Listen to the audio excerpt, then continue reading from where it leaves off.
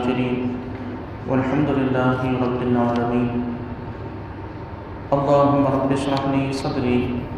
ويسر لي أمري واحلل عقدة من لساني يفقهوا قولي. حمد و ثنا کے بعد محترم اور معزز سامعین کرام، گزشتہ درس میں آپ نے سورہ آل عمران کی آیت نمبر 159 تک کا معنی و مفہوم سماعت فرمایا کہ اس میں اللہ تبارک و تعالیٰ نے مومنین کو یہ حکم ارشاد فرمایا کہ وہ اللہ تبارک و تعالیٰ پر توکل کریں اور نبی کریم صلی اللہ علیہ وسلم کے ذریعے مسلمانوں کو یہ خوشخبری اور مسلمانوں کو یہ اعتماد دلایا گیا کہ اگر مسلمان اللہ رب کائنات پر توکل اور بھروسہ رکھیں تو رب کائنات متوکلین سے یعنی بھروسہ کرنے والوں سے اللہ تبارک و تعالیٰ بے انتہا محبت فرماتا ہے. اور یہ فرما کر گویا کہ اس کے علاوہ حضور اکرم علیہ الصلوۃ والسلام کو مسلمانوں کی جماعت سے مشورے کا حکم دیا گیا کہ جس سے آپس میں مشاورت کی اور مشورے کی اہمیت واضح ہوتی ہے. پھر آپ علیہ الصلوۃ والسلام کو عفو و درگزر کا حکم دیا گیا، آپ کی نرم دلی اور رحم دلی کا ذکر کیا گیا. جب گزشتہ آیت میں اللہ تعالیٰ نے مسلمانوں کو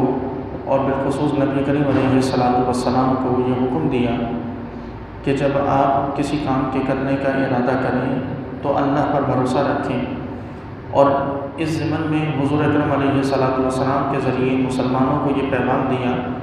تو اگلی آیات میں اللہ تبارک و تعالیٰ نے مزید اس بات پر چند دلائل قائم فرمائے.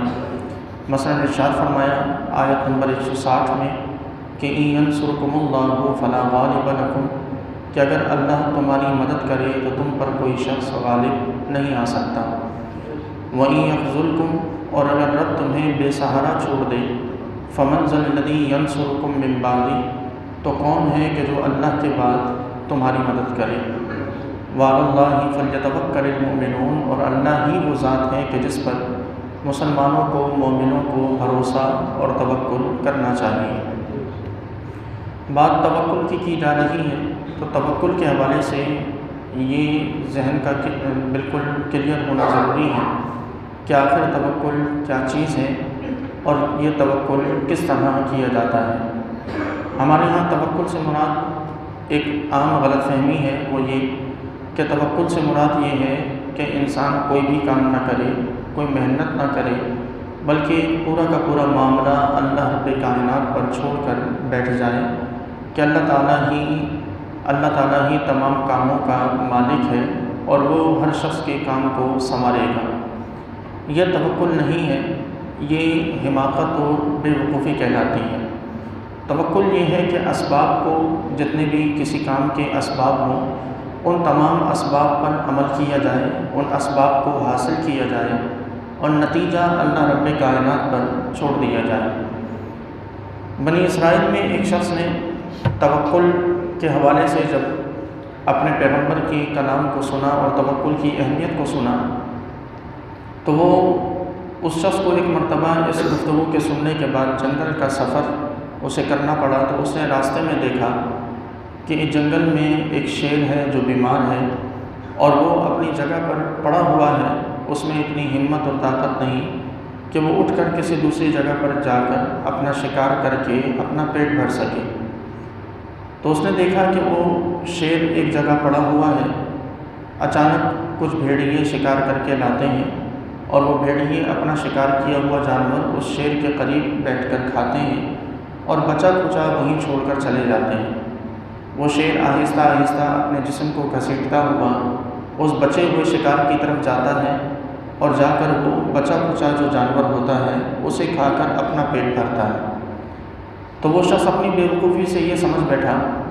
کہ جس طرح اللہ تبارک و تعالیٰ اس بیمار شیر کو رزق دے رہا ہے کہ وہ بیمار ہے تو بھیڑیوں کا کہ جو عموماً شیر سے یا تو دور بھاگتے ہیں یا شیر پر حملہ کرتے ہیں، ایسے بھیڑیے اپنا شکار کر کے جانور کو اس کے قریب لائیں، کھائیں اور بچا کچا چھوڑ جائیں،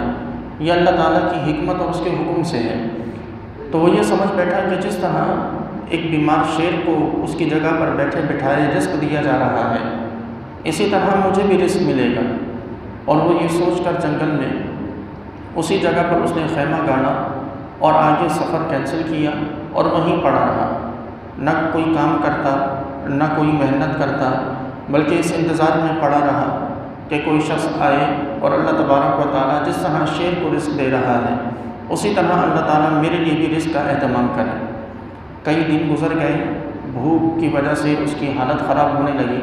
لیکن اس کے لیے کسی قسم کے اس طرح کے رزق اور معاملے کا کوئی اہتمام نہ کیا گیا۔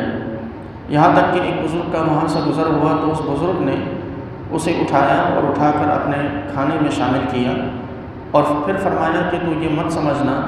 کہ میں تیرے لیے رزق کا اہتمام کرنے والا بنا کر بھیجا گیا ہوں، کہ یہ مت سمجھ لینا کہ تو بھوکا تھا، تو اتفاقاً میں یہاں سے گزرا،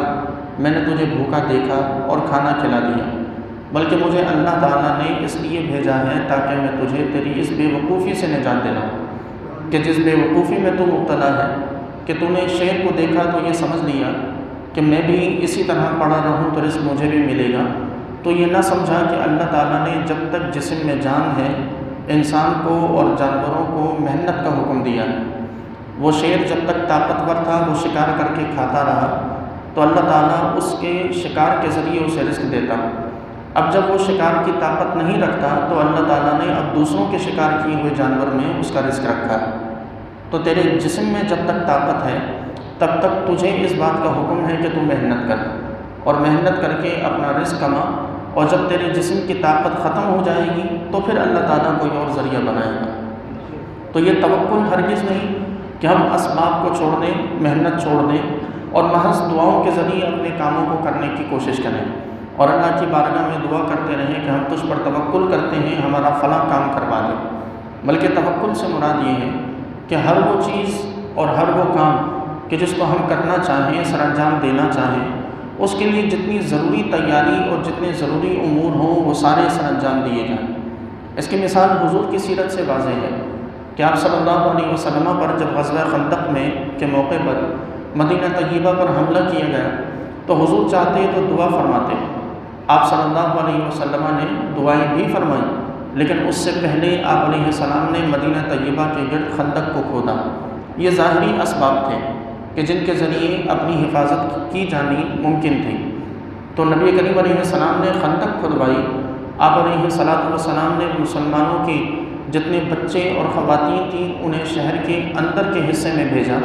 اور خود اپنی پورے لشکر کو، اپنی پوری فوج کو لے کر حضور خندق کے کنارے پر مقیم رہے تاکہ دشمن کے حملے کا جواب دیا جا سکے، اور اس کے بعد پھر حضور نے دعائیں بھی فرمائیں۔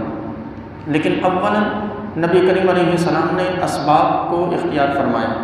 ان چیزوں کو اختیار فرمایا کہ جو محنت کے زمرے میں آتی ہیں۔ آپ علیہ السلام کی یہ سیرت ہمارے لیے بھی واضح ہے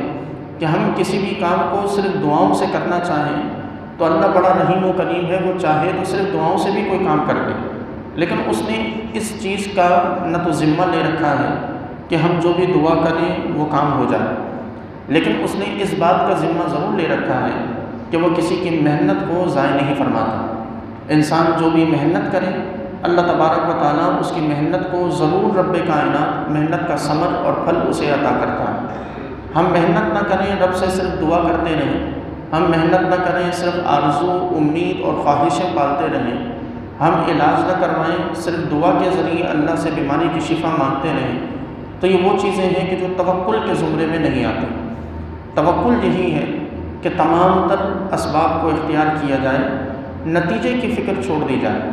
ہمیں توکل کا حکم اس لیے دیا گیا کہ ہم نتیجے کی فکروں سے اپنے آپ کو آزاد کریں۔ آج کا کوئی بھی نوجوان یا کوئی بھی شخص کوئی کام کرنے سے پہلے نتیجے کو ذہن میں رکھ کے اس کام کے کرنے کی ہمت نہیں جٹلا پاتا، اور وہ یہ ڈر کے مارے کہ اگر میں نے یہ کام کیا، اس طرح کام کیا اور نتیجہ وہ نہ نکل سکا کہ جو میں چاہتا ہوں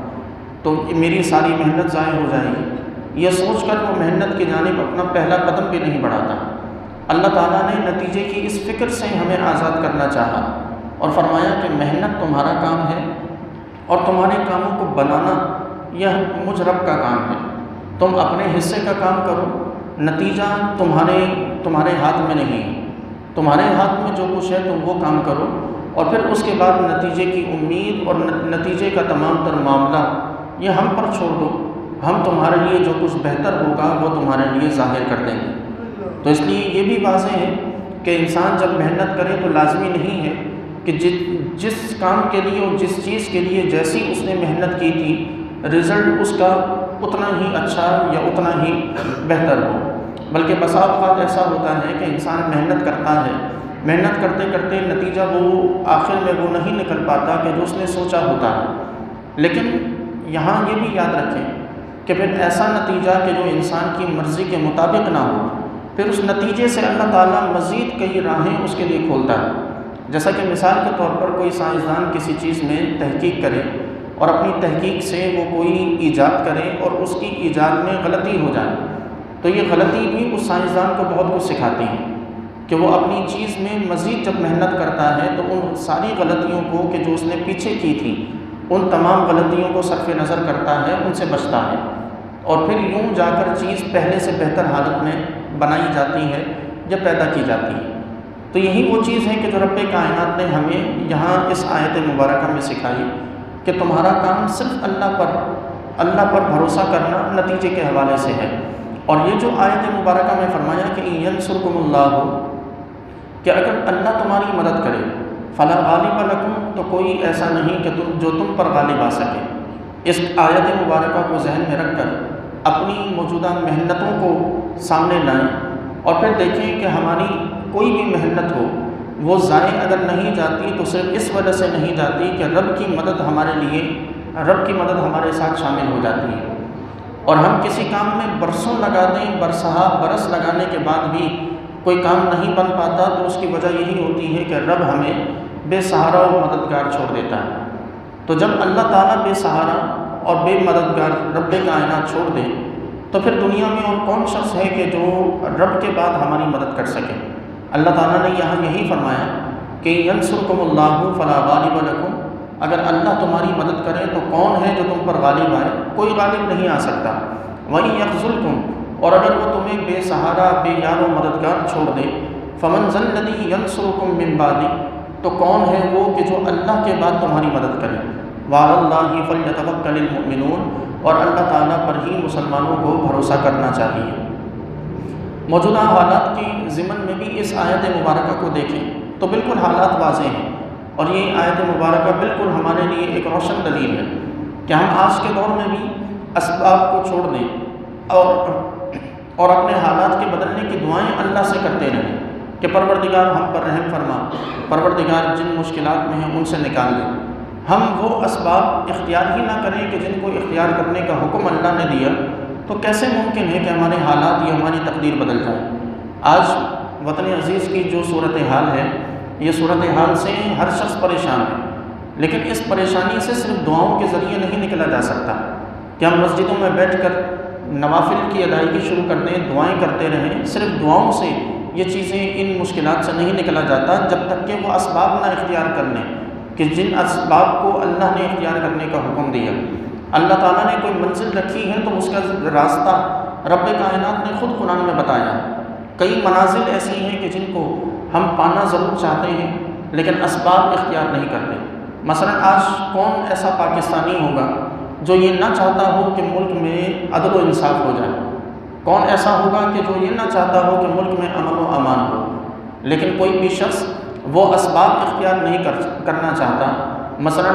اسباب میں سے ایک سبب یہ ہے اور ایک طریقہ اور ایک ذریعہ اس منزل کو پہنچنے کا یہ ہے کہ ہر انسان اپنی ذات میں عدل و انصاف کرنے والا بنے۔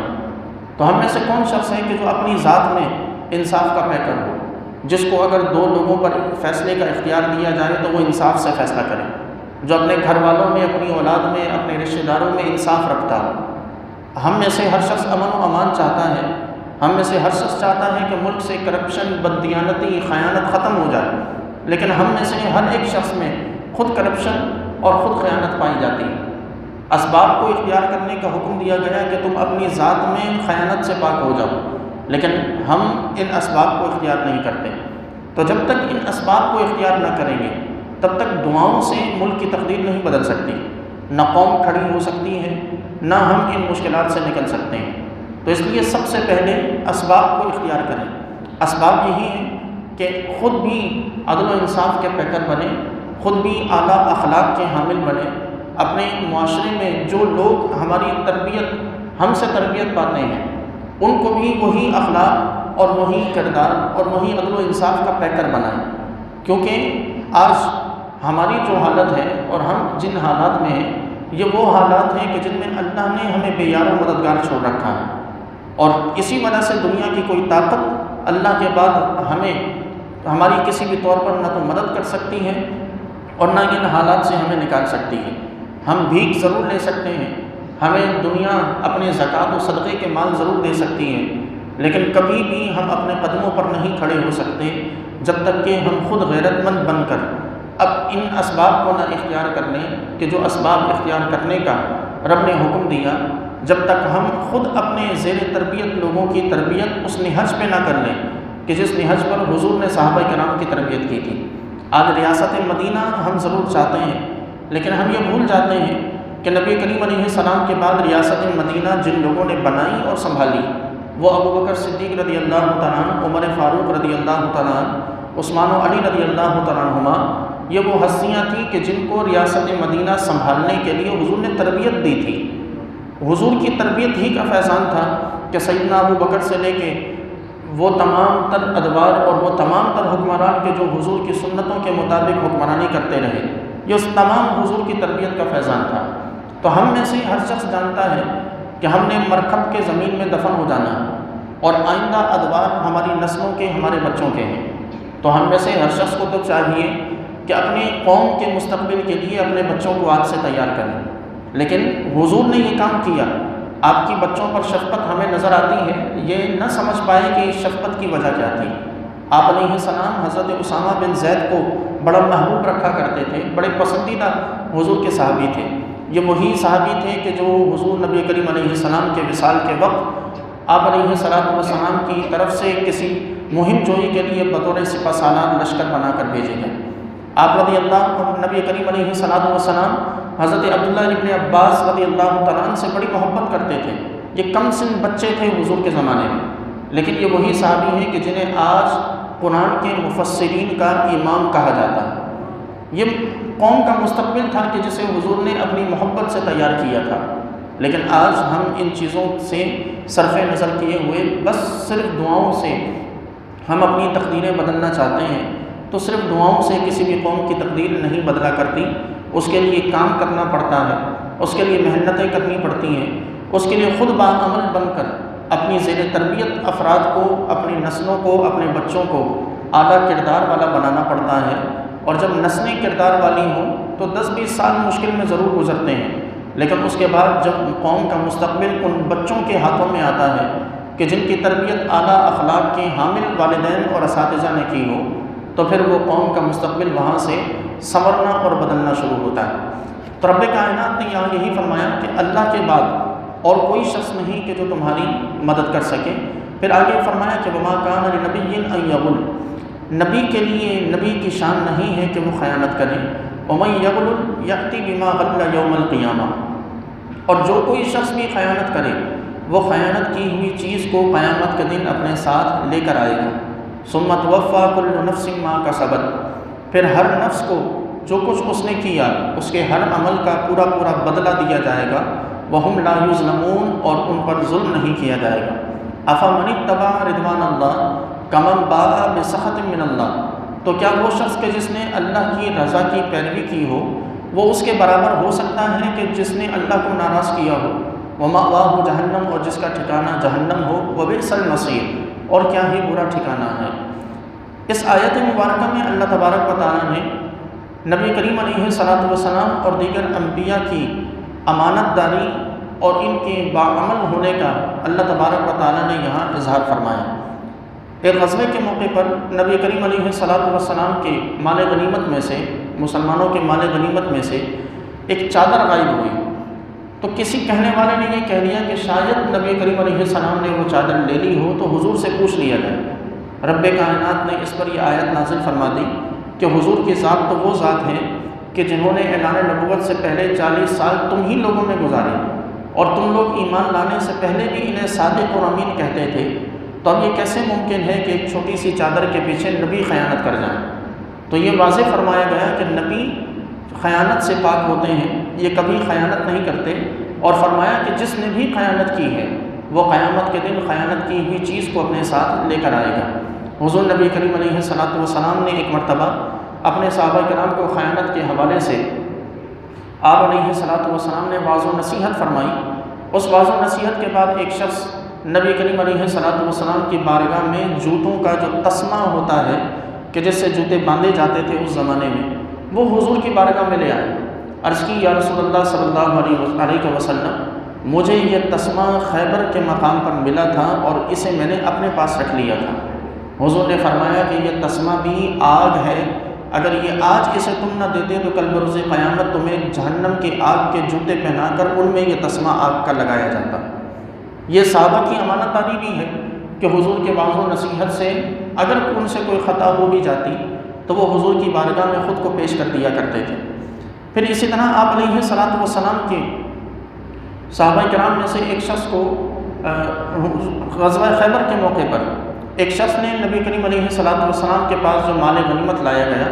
اس مال غنیمت میں سے کوئی چیز اس نے حضور کا سامان کھولا اور ابھی اس سامان میں سے اس نے کچھ نکالا نہ تھا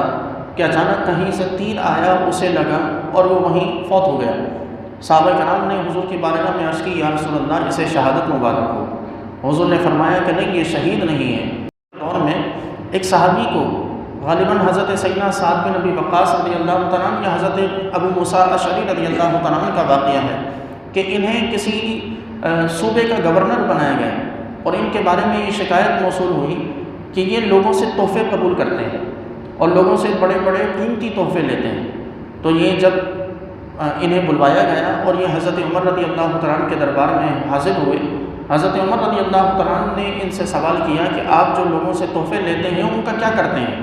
تو کہنے لگے کہ وہ جو لوگ جو مجھے ہبہ کرتے ہیں، لوگ جو مجھے تحفہ دیتے ہیں، میں انہیں خود استعمال کرتا ہوں۔ تو حضرت عمر رضی اللہ تعالیٰ عنہ نے ناراضگی کا اظہار فرمایا اور ارشاد فرمایا کہ تم وہ لوگ ہو کہ جو پہلے بھیڑ بکریاں چرایا کرتے تھے، آج بھی جاؤ اور بکریاں چراؤ یا اپنے گھر میں جا کے بیٹھو، پھر دیکھو کہ کون تمہیں تحفہ دیتا ہے یا کون تمہیں کسی بھی قسم کا کوئی گفٹ کرتا ہے۔ یہ وہ مال تھا کہ جو تمہارے عہدوں کو، تمہارے مناصب کو دیا گیا، تمہاری ذات کو نہیں دیا گیا، تو اس لیے اس مال پر مسلمانوں کا حق ہے، تمہارا کوئی حق نہیں۔ تو یہ حضرت عمر رضی اللہ تعالیٰ عنہ کا بھی فیصلہ یہی ہے کہ جو نبی کریم علیہ الصلوۃ والسلام نے اپنی حدیث مبارکہ میں ارشاد فرمایا۔ آج یہ وہ خیانت ہے کہ جسے فیشن اور حق سمجھا جاتا ہے کہ جس پر کسی قسم کا سوال اٹھایا جائے تو بات یہ کی جاتی ہے، دلیل یہ دی جاتی ہے کہ انہیں تو فلاں نے ذاتی طور پر تحفہ دیا۔ اگر ذاتی طور پر تحفہ دیا جاتا تو اس دور میں دیا جاتا جس دور میں یہ منصب پر نہیں تھے۔ ذاتی طور پر تحفے دیے جاتے تو اس دور میں دیے جاتے کہ جس میں ان کے پاس کبھی کوئی عہدہ نہیں رہا، یہ اپنے گھروں میں رہتے، تو انہیں تحفے دیے جاتے تو مانا جاتا کہ یہ ذاتی تحائف ہیں۔ جو منصب پر تحفہ دیا جائے وہ منصب کو ملا ہوا تحفہ ہوتا ہے، کسی کی ذات کو ملا ہوا نہیں، اور اس منصب پر جو بھی فائز رہے، ہر وہ شخص کے جو اس منصب پر فائز رہے، تحفے کا مالک اور تحفے کا امین وہی ہوتا ہے۔ مسلمانوں کے بیت المال میں خیانت کرنا کہ مسلمانوں کے بیت المال سے مسلمانوں کی مدد نہ کرنا، بلکہ اپنے ہی رشتہ داروں میں، اپنے ہی اقربا میں بیت المال کے مال کو تقسیم کرنا، یہ بھی آج کا فیشن ہے کہ جو ہماری حکومتوں میں بیت المال اگر قائم بھی ہے تو اس بیت المال سے غریبوں کی مدد نہیں کی جاتی، بلکہ وہ بیت المال کا جتنا بھی مال اور جتنی بھی دولت جمع ہوتی ہے زکوٰۃ فنڈ کے نام پر اور کسی بھی نام پر، وہ تمام کا تمام اپنے رشتہ داروں کو مستحق بنا کر انہیں دے دیا جاتا ہے۔ یہ اقربا پروری بھی مسلمانوں کے مالوں کی خیانت ہے، حضور نے اس سے بھی روکا ہے۔ آج مساجد کو چلانے والے، مدارس کو چلانے والے، وہ بھی اس لحاظ سے مسلمانوں کے اموال کے ذمہ دار ہیں کہ کل بروز قیامت ان سے بھی ان اموال کے بارے میں اللہ کی بارگاہ میں سوال کیا جائے گا کہ کس مال کو کہاں خرچ کرنا تھا اور کہاں خرچ کیا گیا، یہ بھی اللہ کی بارگاہ میں جواب دیا جانا ہے۔ آج مسلمانوں کے اگر کوئی زکوٰۃ فنڈ کا کوئی چیئرمین بیٹھا ہے تو وہ بھی زکوٰۃ فنڈ کا مسلمانوں کا اللہ تعالیٰ کی بارگاہ میں جواب دہ ہے۔ آج اگر کوئی شخص کسی یتیم کے مال کا کفیل ہے تو وہ اس کا ذمہ دار ہے، اس نے اگر اس میں خیانت کی تو وہ اللہ کی بارگاہ میں کل بروز قیامت جواب دہ ہوگا۔ آج اگر کوئی شخص اپنی بہنوں کی وراثت کے مال کو دبا کے بیٹھا ہے تو یہ بھی خائن ہے، کل بروز قیامت اللہ کی بارگاہ میں اسے بھی جواب دہ ہونا ہوگا۔ آج کوئی شخص اگر دکاندار ہے اور دھوکے سے کسی کو زیادہ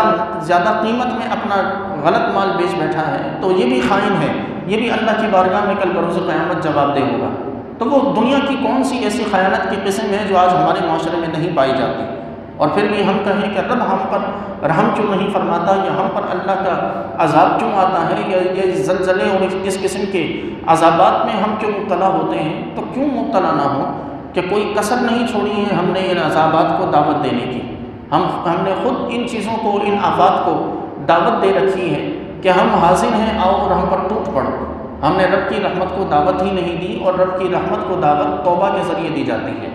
ہم نے توبہ بالکل ختم ہو چکی، یا توبہ اگر ہے بھی صحیح تو محض ہمارے جملوں میں کہ بس چلتے پھرتے توبہ توبہ کر لی جائے تو یہ سمجھ لیا جاتا ہے کہ شاید کہ گناہ معاف ہو گئے ہیں۔ یاد رکھیے کہ خیانت کا مال جب تک لٹایا نہ جائے، جب تک لوٹایا نہ جائے، واپس نہ کیا جائے، تب تک توبہ قبول نہیں ہوتی۔ کسی کا حق مارا ہے، جب تک اس کا حق اسے واپس نہ کیا جائے، چاہے وہ ایک پیسہ ہی کیوں نہ ہو، توبہ قبول نہیں ہوتی۔ کسی کے قرض اور امانت پہ قبضہ کر رکھا ہے، انہیں واپس نہیں کر رہے، جب تک انہیں ان کا مال واپس نہ کریں گے تب تک توبہ قبول نہیں ہوتی۔ وہ جو شب کہ جسے ہم شب قدر یا شب برات کہتے ہیں، اس شب قدر اور شب برات میں بھی ان لوگوں کی توبہ قبول نہیں ہوتی کہ جن کی گردنوں پر کسی دوسرے کا ایک پیسے کا مال بھی باقی ہو۔ ان لوگوں کی ایسی مبارک راتوں میں بھی توبہ قبول نہیں ہوتی۔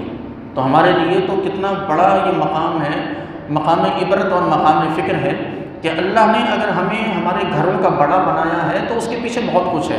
ہم اپنے گھروں کے بڑے ہیں تو اس کے بھی جواب دیں گے کہ اپنی بیوی میں، اپنے بچوں میں، اپنے ماں باپ میں ہم نے اپنے مال کو کیسے تقسیم کیا،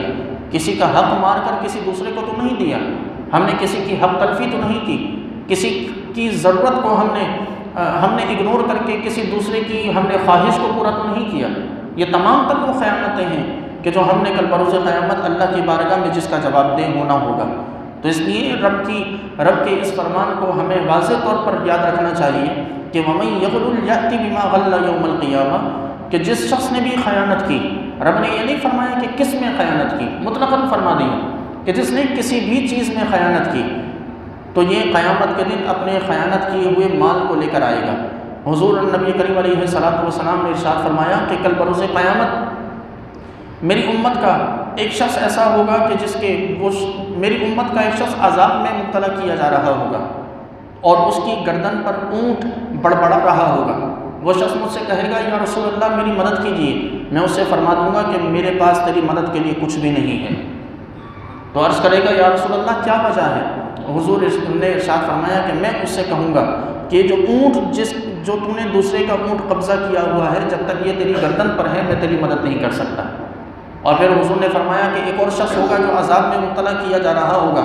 وہ مجھے پکارے گا یا رسول اللہ میری مدد کیجیے، میں اس کی طرف دیکھوں گا تو اس کے کندھے کے اوپر، اس کے سر کے اوپر گھوڑا ہوگا جو ہنہنا رہا ہوگا، میں اس سے کہوں گا کہ میرے پاس تیری مدد کے لیے کچھ نہیں۔